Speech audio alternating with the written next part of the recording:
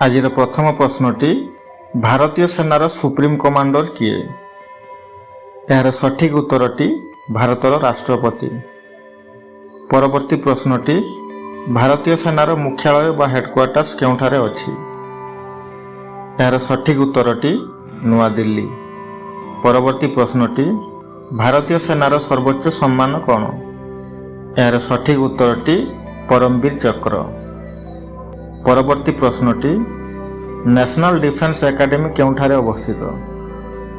ଏହାର ସଠିକ ଉତ୍ତରଟି ପୁନେ। ଭାରତୀୟ ସେନାର ହାଏଷ୍ଟ ରାଙ୍କ ବା ସର୍ବୋଚ୍ଚ ପଦବୀର ନାମ କ'ଣ? ଏହାର ସଠିକ ଉତ୍ତରଟି ଫିଲ୍ଡ ମାର୍ଶଲ।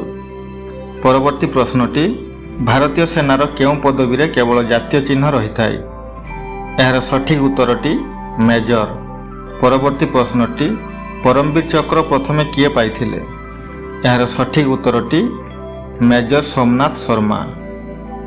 ଭାରତୀୟ ସେନାର ସର୍ବନିମ୍ନ ୟୁନିଟ୍ର ନାମ କ'ଣ? ଏହାର ସଠିକ ଉତ୍ତରଟି ସେକ୍ସନ।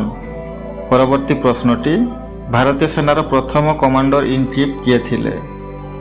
ସଠିକ ଉତ୍ତରଟି ଫିଲ୍ଡ ମାର୍ଶଲ କେ.ଏମ୍. କାରିୟପ୍ପା। ଭାରତୀୟ ମିଲିଟାରୀ ଏକାଡେମୀ କେଉଁଠାରେ ଅବସ୍ଥିତ? ଏହାର ସଠିକ ଉତ୍ତରଟି ଡେରାଡୁନ।